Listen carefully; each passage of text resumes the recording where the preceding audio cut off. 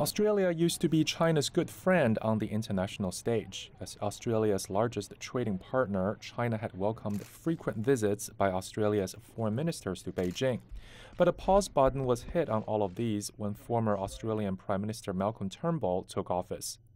64-year-old former Liberal Party leader took an aggressive attitude towards China, including asserting Australia's perfect right to sail its fleet through the South China Sea, banning China's Huawei technologies from Australia's broadband networks, and stating that Australia would stand up to the so-called Chinese attempts to meddle in its domestic affairs. You're now the 30th Prime Minister of the Commonwealth of Australia. Congratulations. But changes could be coming, since former Treasurer Scott Morrison has now become Australia's new Prime Minister.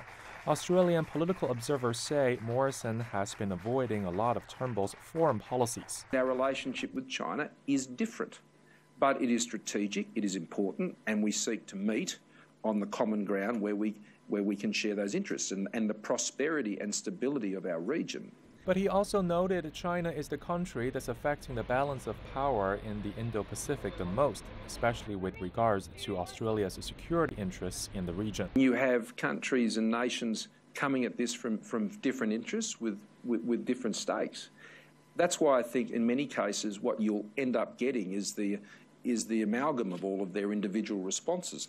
In October, Victoria became the first Australian state to sign on to China's Belt and Road Initiative, and a local newspaper said Australia and China will reach deals totaling $15 billion at the China International Import Expo in Shanghai. Sydney Morning Herald has said tensions are easing in bilateral ties, but how far can we expect the warm current to last? Only time will tell. Victor Ning, CGTN.